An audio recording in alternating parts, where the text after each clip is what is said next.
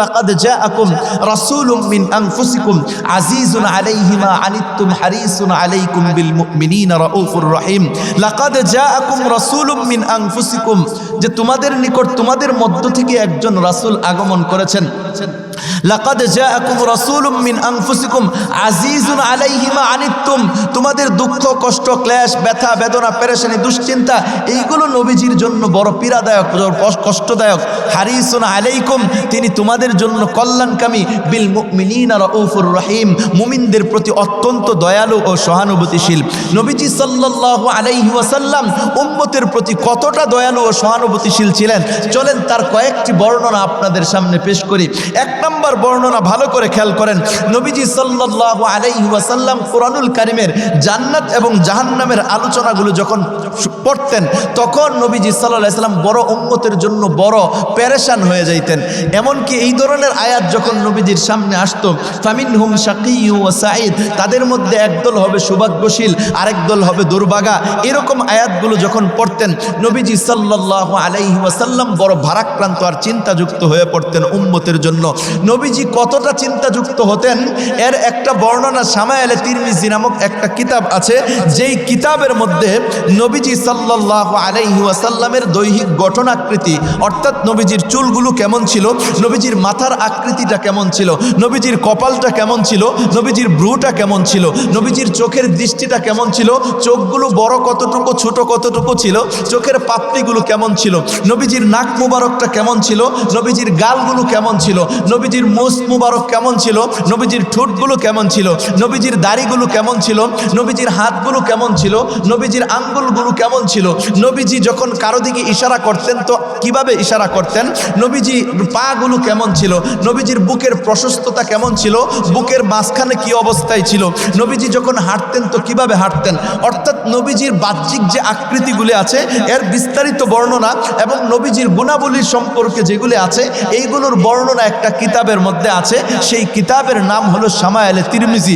এই কারণে উলামায়ে কেরাম এই কথা বলেন, যেই ব্যক্তির ঘরে শামায়েলে তিরমিজি নামক কিতাবটা আছে আর সে নিজে নিয়মিত অধ্যয়ন করে, তার ঘরে যেন নবীজি স্বয়ং উপস্থিত আছে। সুবহানাল্লাহ। এই জন্য শামায়েলে তিরমিজি নামক কিতাবটা আমাদের প্রত্যেকের ঘরে থাকা দরকার এবং অধ্যয়ন করা দরকার। নবীজির প্রতি মহাব্বত বাড়বে, ভালোবাসা বাড়বে, নবীজির অনুসরণ অনুকরণ নিজের জীবনে বাস্তবায়নের জন্য আগ্রহ জাগবে। এই শামায়েলে তিরমিজির মধ্যে হিন্দ ইবনে আবি হালা রাদিয়াল্লাহু তাআলা আনহু তিনি একটা বর্ণনা করেছেন, যে এই বর্ণনাটা হচ্ছে নবীজি সাল্লাল্লাহু আলাইহি সাল্লামের ব্যাপারে তিনি বর্ণনা করেন যে মুতাওয়াসিলাল আহজান দাইমাল ফিকরা লাইসাত লাহু রাহা তাবিলাস্তাক লা ইয়াতাকাল্লামু ফি গায়রি হাজা। নবীজি সাল্লাল্লাহু আলাইহি সাল্লাম উম্মতের চিন্তায় বড় ভারাক্রান্ত থাকতেন, চিন্তাযুক্ত থাকতেন, লম্বা সময় পর্যন্ত চুপ থাকতেন, বিনা প্রয়োজনে কোনো কথাই বলতেন না।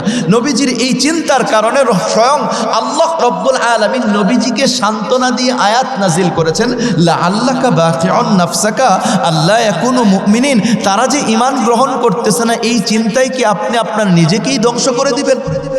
আল্লাহ তাআলা পর্যন্ত নবীজিকে সান্ত্বনা দিয়েছেন।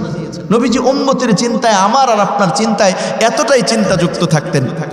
চলেন নবীজি কতটা উম্মতের প্রতি দয়ালু ও সহানুভূতিশীল ছিলেন তার আরেকটি বর্ণনা আপনাদের সামনে পেশ করি। একদা হযরতে আয়েশা সিদ্দিকা রাদিয়াল্লাহু তাআলা আনহা নবীজিকে একটু খুশি দেখলেন, একটু আনন্দিত দেখলেন। আনন্দিত দেখার পরে নবীজির কাছে বললেন, ইয়া রাসূলুল্লাহ উদউল্লাহ লি, আপনি আমার জন্য একটু দোয়া করেন। নবীজি দোয়া করলেন, আল্লাহুম্মা গফির লি আয়েশাতা মা তাকাদ্দামা মিন যামবিহা ওয়া মা তাআখার ওয়া মা আসরাত ওয়া মা আ'লানাত। হে আল্লাহ, আপনি আয়েশার পূর্বাপর আগের পরের সমস্ত গুনাহ খাতাগুলি মাফ করে দেন। ওই সমস্ত গুনাহগুলি মাফ করেন যা সে প্রকাশ্যে করেছে এবং ওইগুলোও মাফ করে দেন যা সে গোপনে করেছে। এরপরে হযরত আয়েশা সিদ্দিকা রাদিয়াল্লাহু তাআলা আনহা বলেন যে আমার কাছে এত খুশি আর এত আনন্দ লেগেছে এই দোয়ার পরে, খুশির তীব্রতার কারণে আমার মাথাটা কুল পর্যন্ত নেমে এসেছে। এই খুশি দেখে হযরত নবী করিম সাল্লাল্লাহু আলাইহি ওয়াসাল্লাম আয়েশা সিদ্দিকা রাদিয়াল্লাহু তাআলা আনহাকে বলতেছেন, ও আয়েশা, তুমি কি কারণে এত খুশি হয়েছো? ইয়া রাসূলুল্লাহ, আপনি আমার জন্য দোয়া করেছেন আর আমি খুশি হব না? আপনার দোয়ার কারণে আমি বড় খুশি আর আনন্দিত হয়েছি। ইয়া রাসূলুল্লাহ, ইয়া হাবিবাল্লাহ, আপনি বড় দোয়া করেছেন আর আমার খুশির তীব্রতার কারণ এটাই। এরপরে নবীজি বলেন যে, শোনো আয়েশা, তুমি যেই দোয়ার কারণে এত খুশি আর এত আনন্দিত হয়েছে, শোনো আয়েশা, ওয়াল্লাহি ইন্নাহা লাদুআই লিউম্মতি ফি কুল্লি সালাহ, আমি আল্লাহর কসম করে বলছি, আমি তো প্রত্যেক নামাজের পরে আমার উম্মতের জন্যই দোয়া করে থাকি। সুবহানাল্লাহ। তো নবীজি সাল্লাল্লাহু আলাইহি সাল্লাম উম্মতের জন্য কতটা দয়ালু ও সহানুভূতিশীল ছিলেন, নবীজি সাল্লাল্লাহু আলাইহি সাল্লাম উম্মতের জন্য কতটা দয়ালু ও সহানুভূতিশীল ছিলেন, চলেন তার আরেকটি বর্ণনা আপনাদের সামনে পেশ করি। নবীজি যখন নবুয়ত প্রাপ্ত হয়েছেন, নবুয়ত প্রাপ্ত হওয়ার পরে নবীজি সাল্লাল্লাহু আলাইহি সাল্লাম মক্কায় যখন দাওয়াত পেশ করতে থাকলেন, কিন্তু কেউ নবীজির এই দাওয়াতকে গ্রহণ করতেছিল না। যারাই গ্রহণ করতেছিল, কাফের মুশরিকরা তাদেরকে নির্যাতন আর নিপীড়ন করতেছিল। এক পর্যায়ে নবীজি সাল্লাল্লাহু আলাইহি সাল্লাম নির্যাতন আর নিপীড়নের তীব্রতার কারণে নবীজি চিন্তা করলেন যে এই এলাকা ছেড়ে ভিন্ন এলাকায় যদি আমি যে দাওয়াত পেশ করি, তো ওই এলাকার লোকজন যদি ইসলাম গ্রহণ করে তাহলে আমরা একটু শক্তিশালী হতে পারবো, ইসলাম শক্তিশালী হবে। এই চিন্তা চেতনায় তিনি সর্বপ্রথম যেই এলাকা নির্বাচন করলেন, সেই এলাকার নাম হচ্ছে তায়েফ। যায়েদ ইবনে হারেসা রাদিয়াল্লাহু তাআলা আনহুকে সাথে নিয়ে ওই তায়েফে চলে গেলেন। তায়েফে যাওয়ার পরে সর্দার শ্রেণীর 3 জন ব্যক্তিকে সর্বপ্রথম দাওয়াত দিলেন, তারা দাওয়াত কবুল করলো না। এরপরে নবীজি সাল্লাল্লাহু আলাইহি ওয়াসাল্লাম সাধারণ যে সমস্ত ব্যক্তিবর্গরা আছে তাদেরকে ইসলামের দাওয়াত পেশ করলেন, কেউ দাওয়াত কবুল করলো না। নবীজি সকলের কাছ থেকে নিরাশ হয়ে মক্কার দিকে পথ ধরলেন।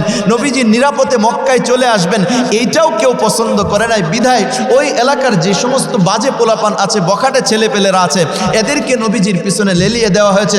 নবীজি সাল্লাল্লাহু আলাইহি ওয়াসাল্লামকে এরা কঙ্কর আর পাথর নিক্ষেপ করতেছিল। এই কঙ্কর আর পাথর নিক্ষেপ করতেছিল শুধুমাত্র অল্প একটু জায়গায় নয়, বরং দীর্ঘ 6 মাইল পর্যন্ত নবীজির উপর কঙ্কর আর পাথর নিক্ষেপ করা হয়েছে। 6 মাইল পর্যন্ত পাথর নিক্ষেপ করার পরে নবীজির সারা শরীর রক্তাক্ত এবং জুতা পর্যন্ত নবীজির পায়ের সাথে লেগে গিয়েছে রক্তের কারণে।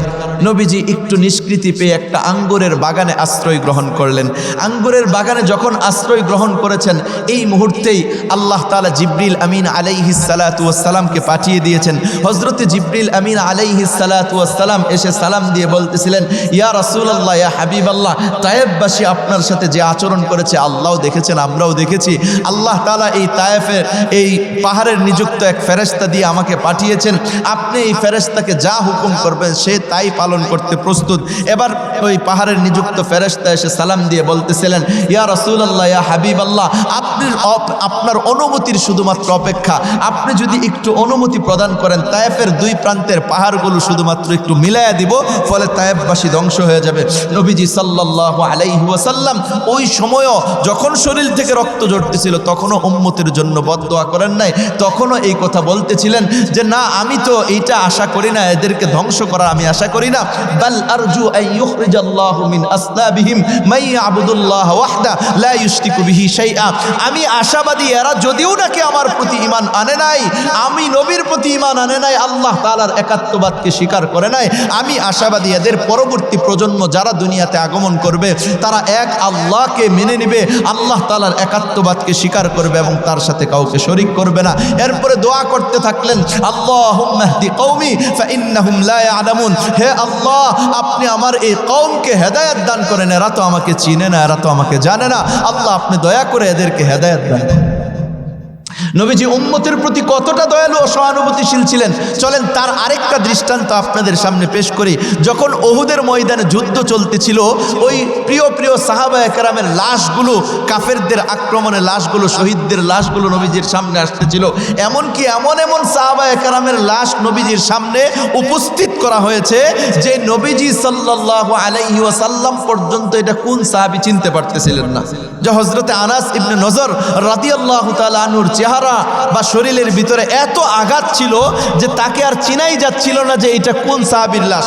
অবশেষে পরিবারের একজন সদস্য হাতের এই যে কড়াগুলি আছে, এইগুলোর একটা কড়া দেখে চিনতে পেরেছেন এইটা আনাস ইবনে নজর।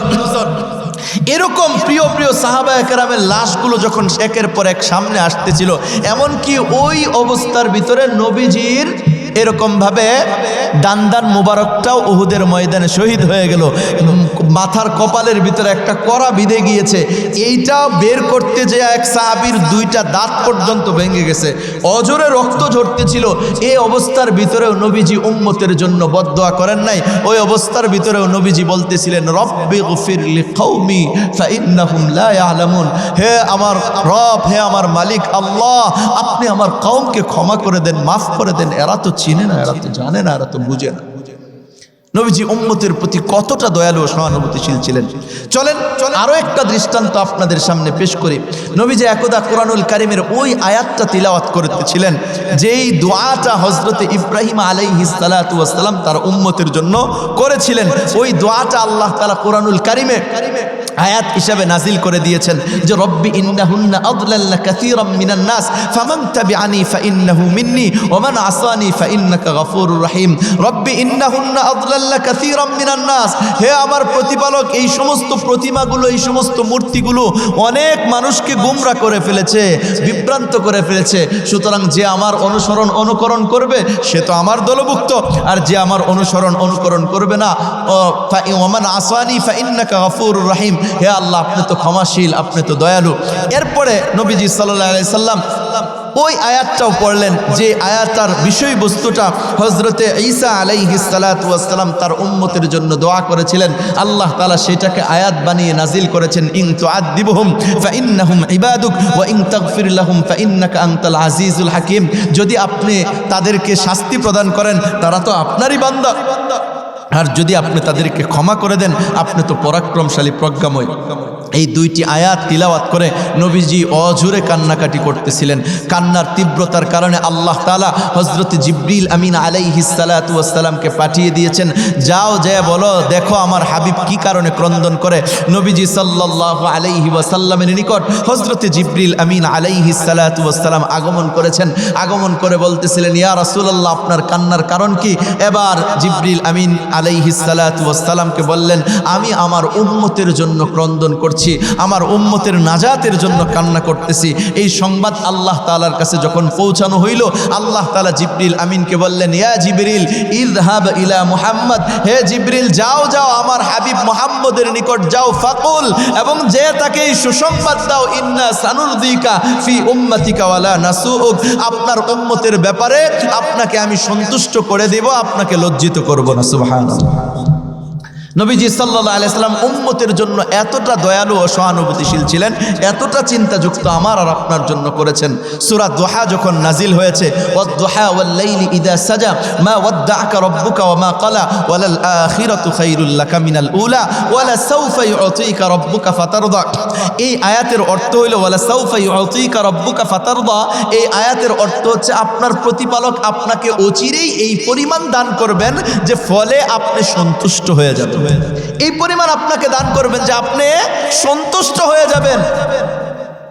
এই সূরা যখন নাজিল হয়েছে, সূরা নাজিল হওয়ার পরে নবীজি উম্মতের জন্য অনেক দোয়া করেছেন, এবং দোয়া করতে করতে করতে করতে এক পর্যায়ে বলতেছেন, ইয়া আল্লাহ, আমি তো ততক্ষণ পর্যন্ত আপনার প্রতি সন্তুষ্ট হব না যতক্ষণ পর্যন্ত আমার একটা উম্মতও জাহান্নামে থাকবে। সুবহানাল্লাহ। নবীজি কতটা দয়ালু ও সহানুভূতিশীল ছিলেন। চলেন তার আরেকটা দৃষ্টান্ত দেই। এখন বর্তমানে কি মাস চলে? আরবি রজব মাস চলতেছে, মেয়ারাজের মাস।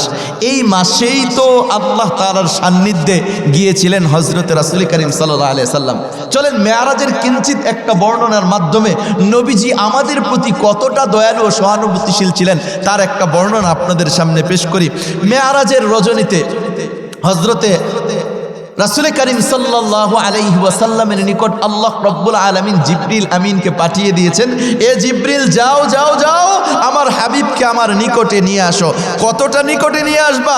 যে এতটা নিকটে তুমি আনবা যেইখানে তুমি জিবরাইলেরও কোনো স্থান হবে না। সুবহানাল্লাহ বলবেন না? হযরতে জিবরিল আমিন আলাইহিস সালাতু ওয়াস সালাম যে দেখেন নবীজি ঘুমন্ত অবস্থায় আছেন। তো তো নবীজিকে ঘুমন্ত অবস্থায় অপেক্ষা করতেছেন, নবীজি কখন জাগ্রত হবে, এরপরে নবীজিকে নিয়ে আল্লাহ তাআলার সান্নিধ্যে পৌঁছবেন। দীর্ঘক্ষণ অপেক্ষা করার পরেও নবীজির ঘুম যখন ভাঙতেছিল না, তখন আল্লাহ তাআলাকে জিজ্ঞেস করেন, ইয়া আল্লাহ, আমি কি আপনার হাবিবকে ঘুম ভাঙানোর জন্য একটু দরজায় জোরে সোরে নক করব, যেন আপনার হাবিবের ঘুম ভেঙে যায়? আল্লাহ তাআলা বলেন যে না, জোরে সোরে যদি দরজায় নক করো, হঠাৎ আমার হাবিবের ঘুম ভেঙে গেলে কষ্ট হবে। সুবহানাল্লাহ।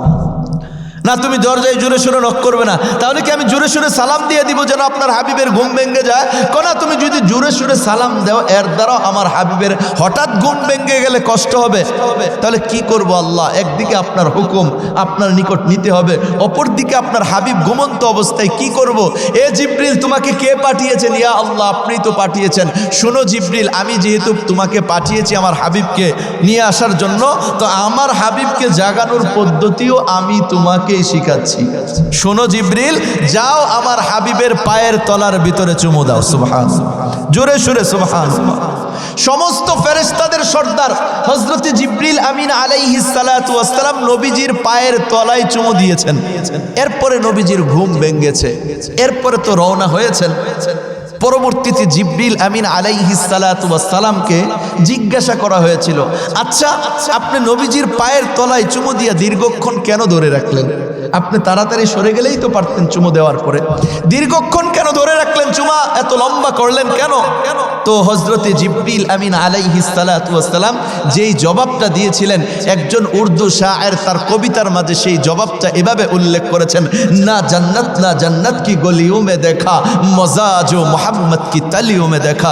আরে জান্নাতের অলি গলি গলি ঘুরে দেখেছি, এত মজা আমি পাই নাই যত মজা আমি মুহাম্মদুর রাসূলুল্লাহ সাল্লাল্লাহু আলাইহি ওয়াসাল্লামের পায়ের তলার ভিতরে পেয়েছিলাম। সুবহানাল্লাহ। এ জিবরিল, নিয়ে আসো। কোথায়? বাইতুল মুকাদ্দাস। কোনা বাইতুল মুকাদ্দাসে কথা হবে না, তবে এখানে সমস্ত নবীদেরকে উপস্থিত করায়া ইমামতির দায়িত্ব দিয়ে আবারও শ্রেষ্ঠত্বকে প্রমাণ করে একটু উপরের দিকে নিয়ে আসো। কতটুকু উপরে? 500 বছরের ফাঁকা রাস্তা, প্রথম আকাশটা মোটা হলো 500 বছরের রাস্তা, এই দুয়ে মিলে 1000 বছরের রাস্তাকে ভেদ করে প্রথম আকাশে নিয়ে আসো। না, প্রথম আকাশে তো কথা বলবো না, তবে এই প্রথম আকাশের কার্যক্রমগুলো শেষ করে আরও 1000 বছরের রাস্তাকে ভেদ করে দ্বিতীয় আকাশে নিয়ে আসো। না, দ্বিতীয় আকাশেও কথা হবে না, তবে এই দ্বিতীয় আকাশের কার্যক্রমগুলো শেষ করে আরও 1000 বছরের রাস্তাকে ভেদ করে তৃতীয় আকাশে নিয়ে আসো। না, তৃতীয় আকাশেও কথা হবে না, তবে এই তৃতীয় আকাশের কার্যক্রমগুলো শেষ করে আরও 1000 বছরের রাস্তাকে ভেদ করে চতুর্থ আকাশে নিয়ে আসো। না, চতুর্থ আকাশেও কথা হবে না, তবে এই চতুর্থ আকাশের কার্যক্রমগুলো শেষ করে আরও 1000 বছরের রাস্তাকে ভেদ করে পঞ্চম আকাশে নিয়ে আসো। না, পঞ্চম আকাশেও কথা হবে না, তবে এই পঞ্চম আকাশের কার্যক্রমগুলো শেষ করে আরও 1000 বছরের রাস্তাকে ভেদ করে ষষ্ঠ আকাশে নিয়ে আসো। না, ষষ্ঠ আকাশেও কথা হবে না, তবে এই ষষ্ঠ আকাশের কার্যক্রমগুলো শেষ করে আরও 1000 বছরের রাস্তাকে ভেদ করে সপ্তম আকাশে নিয়ে আসো। না, সপ্তম আকাশেও কথা হবে না, তবে এই সপ্তম আকাশের কার্যক্রমগুলো শেষ করে আরও উপরে নিয়ে আসো, আরও উপরে, আরও উপরে, আরও উপরে, সিদরাতুল মুনতাহা। এ জিবরিল, তুমি থেমে যাও, তোমার আর আসার অনুমতি নাই। এবার রফরফের মাধ্যমে আমার হাবিবকে আমার নিকটে পাঠিয়ে দাও। ফাকানা কাবা কাউসাইনি আও আদনা, আমি তো আমার হাবিবের সাথে একেবারে নিকটে বসায় কথা বলবো। হযরতে জিবরিল আমিন আলাইহিস সালাতু ওয়াস সালাম রফরফের মাধ্যমে নবীজিকে পাঠিয়ে দিলেন। নবীজি আল্লাহ তাআলার সান্নিধ্যে পৌঁছলেন। আল্লাহ তাআলার সান্নিধ্যে যেহেতু পৌঁছেছেন, তিনি মেহমান, আল্লাহ তাআলা হচ্ছেন মেজবান। মেজবানের বাড়িতে যদি কোনো ব্যক্তি মেহমান হয়ে যায়, তো মেহমান তো সাধারণত হাতে করে কিছু হাদিয়া নিয়ে যায়। কি বলেন? আপনারা বিভিন্ন সময় মেহমান হয়ে কারো বাড়িতে বেড়াইতে গেলে কিছু নিয়ে যান না? তো আল্লাহ তাআলার দরবারে তো নবীজি গিয়েছেন, তো হাদিয়া তো কিছু নিয়ে যাবেন। হাদিয়া নিয়ে গিয়েছেন। কি হাদিয়া? আত্তাহিয়াত লিল্লাহি ওয়াস সালাওয়াতু ওয়াত তাইয়িবাত। ইয়া আল্লাহ, আমার অর্থনৈতিক, আমার বাহ্যিক, আমার অভ্যন্তরীণ যত ধরনের যত ইবাদত আছে, সমস্ত ইবাদত আল্লাহ আপনার জন্য। সুবহানাল্লাহ। এটা আল্লাহ তাআলার দরবারে হাদিয়া পেশ করলেন। আল্লাহ তাআলাও নবীজিকে হাদিয়া দিলেন। এইখানেই আমার কথা খুব করে খেয়াল রাখেন। আল্লাহ তাআলাও নবীজিকে হাদিয়া দিলেন। নবীজিকে হাদিয়া দিয়েছেন কি? আসসালামু আলাইকা। আমার সাথে বলেন, আসসালামু আলাইকা। জোরে সুরে বলেন না, একটু পারেন না? এটা আত্তাহিয়াতু পারেন না? আসসালামু আলাইকা আইয়ুহান নাবিয়্যু ওয়া রাহমাতুল্লাহি ওয়া বারাকাতুহু। এইটুকু হাদিয়া দিলেন। আসসালামু আলাইকা আইয়ুহান নবী ওয়া রাহমাতুল্লাহি ওয়া বারাকাতুহু। এখানে দুইটা জিনিস আপনাদেরকে বলবো, খুব করে খেয়াল রাখবেন, খুব করে খেয়াল রাখবেন, খুব করে খেয়াল রাখবেন। দুইটা জিনিস, এক নাম্বার আসসালামু আলাইকা আইয়ুহান নবী, আল্লাহ তাআলা বললেন আপনার উপর শান্তি বর্ষিত হোক, আইয়ুহান নবী, হে নবী। এখানে আগে সালাম দিয়েছেন আল্লাহ তাআলা, কি করেছেন? আগে সালাম দিয়েছেন, এরপরে কি করেছেন? আইয়ুহান নবী, হে নবী। আপনাদেরকে আমি জিজ্ঞাসা করি, আত্তাহিয়াতুর মধ্যে যে পড়েন আইয়ুহান নবী অর্থ হচ্ছে হে নবী, কথা বুঝতে পারছেন?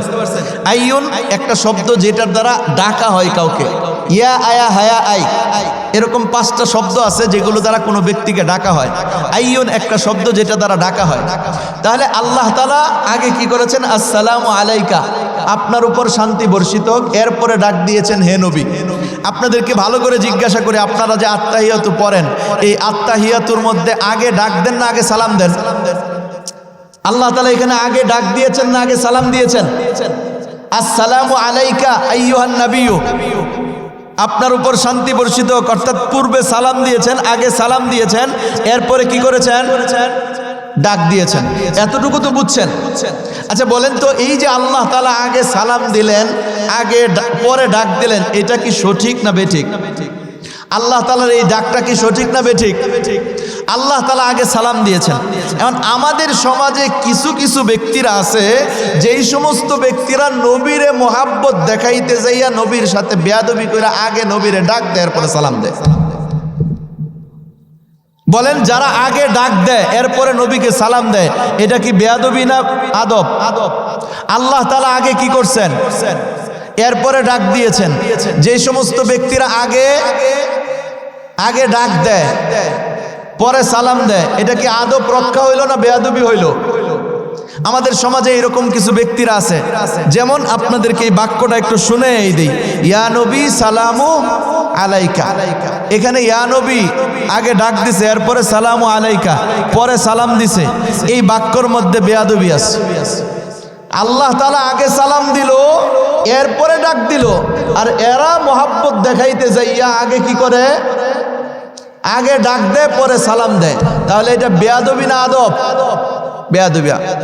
আল্লাহ তাআলা এতটুকু দ্বারাই আমাদেরকে এই বিষয়টা বুঝার তৌফিক দান করেন। নাকি রাগ হয়ে গেলেন? আমি কিন্তু যেটা আপনারা নিয়মিত নামাজে পড়েন, আগে আল্লাহ তাআলা সালাম দিয়েছেন, ওইটা দ্বারা দলিল দিয়ে বুঝাই দিলাম। কথা বুঝতে পেরেছেন? আল্লাহ তাআলা বুঝার তৌফিক দান করেন। এরপরে দ্বিতীয় নম্বর কথা যেটা আপনাদেরকে বলতে চাচ্ছি, সেটা হলো আলাইকুম বলেন নাই আল্লাহ তাআলা, আলাইকা বলেছেন। কা যে আছে না, এটা একজনকে বোঝানোর জন্য ব্যবহৃত হয়। কয়জনকে? কুম হইলে অনেকজনকে বোঝানোর জন্য ব্যবহৃত হয়। আল্লাহ তাআলা বললেন যে আপনার উপর শান্তি বর্ষিত হোক, আপনার উপর, আপনাদের না, আপনার উপর আল্লাহ তাআলার রহমত, শান্তি, বরকত এগুলো নাজিল হোক। নবীজি আল্লাহ তাআলার কাছে সাথে সাথেই পেশ করলেন, আল্লাহ এই দোয়াটাকে, এই শান্তিটাকে, এই বরকতটাকে একটু প্রশস্ত করে দেন না আল্লাহ। আমি তো আমার উম্মতকে রেখে এসেছি, কিয়ামত পর্যন্ত আমার উম্মতেরা আসবে, আপনাকে রব হিসাবে মানবে, আমি নবীকে নবী হিসাবে মানবে। ইয়া আল্লাহ আসসালামু আলাইনা ওয়া আলা ইবাদিল্লাহিস সালিহিন, ইয়া আল্লাহ কিয়ামত পর্যন্ত যারা আপনাকে রব হিসাবে মানবে, আমি নবীকে নবী হিসাবে মানবে, আল্লাহ আপনার রহমত, বরকত সকল কিছুই আপনার এই কিয়ামত পর্যন্ত আগত যত মানুষ আসবে সকলের উপর নাজিল হোক। ওইখানে আল্লাহ তাআলার কাছে আমাদেরকে চেয়ে আসছেন। আল্লাহ তাআলা বলছেন আপনার উপর হোক। নবীজি বলেন, আল্লাহ আসসালামু আলাইনা, আমাদের উপর এবং কিয়ামত পর্যন্ত যত মানুষ আপনাকে মানবে, আমি নবীকে নবী হিসাবে মানবে, সকলের উপর আপনার রহমত, বরকত আর শান্তি নাজিল হোক। নবীজি সাল্লাল্লাহু আলাইহি সাল্লাম ওই দিনও, যেই দিন আল্লাহ তাআলার একান্ত সান্নিধ্যে গিয়েছেন, সেই দিনও আমাকে আর আপনাকে ভুলে যান নাই, দুনিয়াতেও আমাকে আর আপনাকে ভুলে যান নাই, কিয়ামতের ময়দানেও আমাকে আর আপনাকে ভুলে যাবেন না। কিয়ামতের ময়দানে ওইখানেও যখন সকলেই কথা বলতে থাকবে, ইয়া রব্বি নাফসি, ইয়া রব্বি নাফসি, হায় আমার কি অবস্থা হবে, আমার কি অবস্থা হবে, নবীরা পর্যন্ত নিজের চিন্তায় যখন মশগুল থাকবে, তখন নবীজি সাল্লাল্লাহু আলাইহি ওয়াসাল্লাম আল্লাহ তাআলার কুদরতি কদমে সিজদায় পড়ে পড়ে এই কথা বলবেন, ইয়া রব্বি উম্মতি, ইয়া রব্বি উম্মতি, হে আল্লাহ, হে আল্লাহ আমার উম্মতকে আপনি হেফাজত করেন, উম্মতকে হেফাজত করেন।